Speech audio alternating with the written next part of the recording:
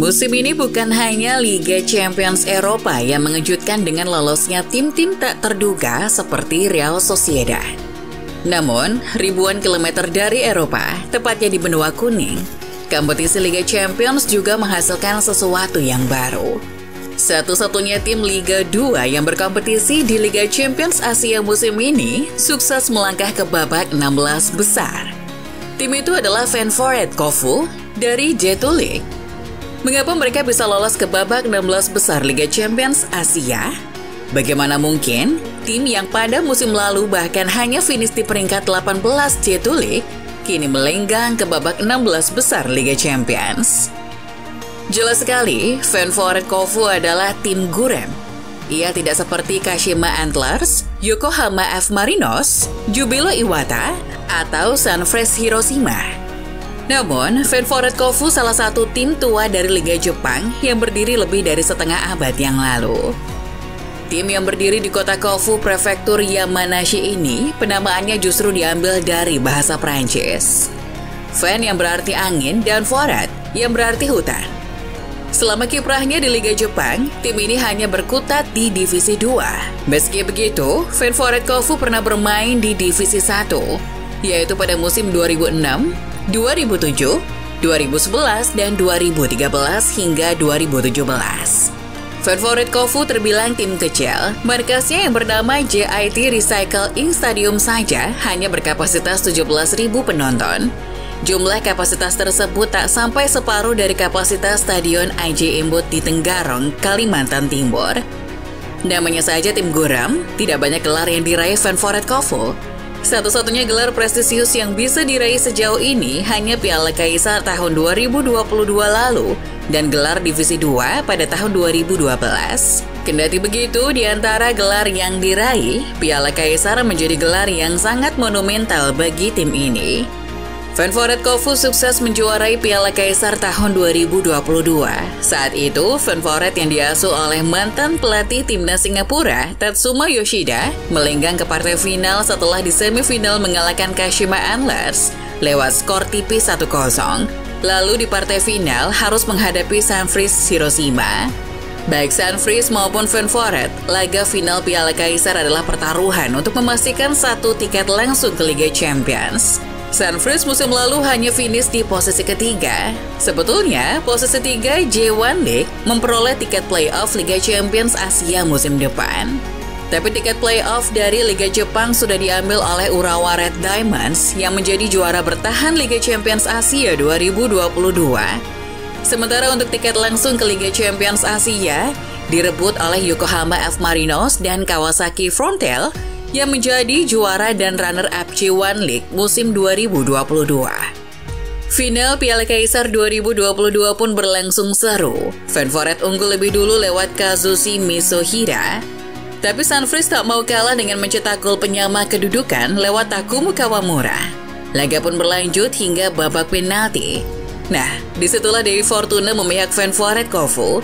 Mereka menang lewat skor tipis 5-4. Dengan menjuarai Piala Kaisar, Feyenoord Kofu menjadi satu-satunya tim di Liga Champions Asia 2023 yang berasal dari Divisi 2. Tapi musim ini, mereka tidak lagi dilatih Tatsumi. Kursi kepelatihan beralih ke Yoshiyuki Shinoda, seorang pelatih dengan portofolio yang tidak cukup mentereng.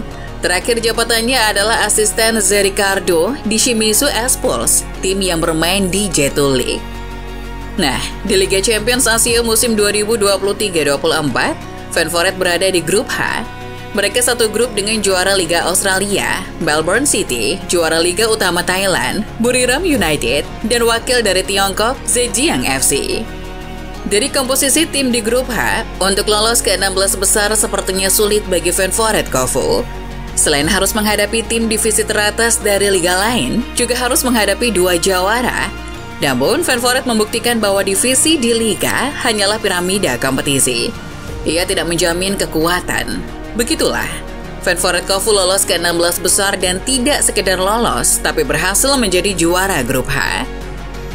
Anak asuh Shinoda mengumpulkan 11 poin dari 6 laga, hasil dari 3 kali menang, 2 hasil seri, dan sekali kalah. Mereka unggul 2 poin dari Melbourne City di posisi kedua. Di grup ini, mereka juara Liga Thailand terbanyak. Buriram United terbenam di dasar klasemen. Seperti United di Eropa ya. Dengan lolos ke 16 besar Liga Champions Asia, favorit Kofu sekali lagi menuliskan namanya lewat tinta emas di buku sejarah. Setelah menjadi juara Piala Kaisar untuk pertama kalinya, favorit menjadi tim pertama dari Divisi 2 yang berhasil lolos ke 16 besar Liga Champions Asia. Ini menjadi fenomena langka. Bahkan di Liga Champions Eropa pun tidak pernah ada tim dari Divisi 2 lolos ke fase gugur. Hal ini memperlihatkan bahwa favorit Kofu bukan tim sembarangan. Tapi jelang musim ini bergulir, tim ini sebetulnya kacau. Meski menjuarai Piala Kaisar, favorit terlunta-lunta di J2 League. Mereka menelan 7 kekalahan beruntun di bawah mantan pelatih timnas Singapura. Rentetan kekalahan itulah yang menjadikan mereka hanya finish di peringkat ke-18 musim lalu. Hasil itu jugalah yang mendorong favorit untuk mencari pelatih anyar. Di tangan Yoshiyuki Shinoda, favorit Kofu menjelma tim yang tidak bisa diprediksi. Alih-alih meneruskan pekerjaan Tatsumi, Shinoda malah membawa nafas baru. Shinoda tak punya gaya yang paten, improvisasi adalah kunci permainannya. Kekuatan saya adalah saya tidak punya bentuk, saya rasa saya tidak bisa menganalisis atau membaca orang lain, kata Shinoda dikutip situs sepak bola Jepang, Footballista. Namun citra yang coba dimunculkan Shinoda tidak selaras dengan kenyataannya. Di tangan orang asli prefektur Yamanashi itu, favorit Kofu justru punya keberanian dalam melakukan serangan cepat. Pertahanan mereka juga makin kokoh. Ini berbeda dengan musim lalu. Bersama Yoshiyuki Shinoda, favorit berhasil finish di peringkat 8 J2 League 2023. Mereka mencetak 60 gol dan kebobolan 50 gol. Ini catatan yang lebih baik dari musim sebelumnya. Sedangkan di Liga Champions Asia musim ini, favorit hanya kebobolan 8 gol saja, lebih baik dari Urawa Red Diamonds. Shinoda menekankan pemainnya agar menggerakkan bola lebih cepat, melakukan serangan balik kilat, dan sanggup menemukan ruang. Lewat gaya semacam ini, favorit sukses mengalahkan Buriram United. Mereka memang tak menguasai permainan, tapi menciptakan jumlah tembakan yang sama dengan Buriram. Di laga itu permainan favorit lebih efektif, walau tak ada nama beken di tim ini. Juga tidak ada pemain yang dipanggil timnas Jepang, tapi mereka punya striker buas dari Nigeria, Peter Utaka. Sang pemain sejauh ini mencetak 12 gol, selain itu ada pula Motoki Hasegawa yang mencetak 7 gol dan 6 assist. Di lini tengah mereka mengandalkan Kazushi Mitsuhira yang mencetak 9 gol dan 3 assist. Dengan skuad seadanya ini, favorit menahan imbang Melbourne 2 kali, mengalahkan Buriram United 2 kali, dan sekali menghajar wakil Tiongkok Zhejiang.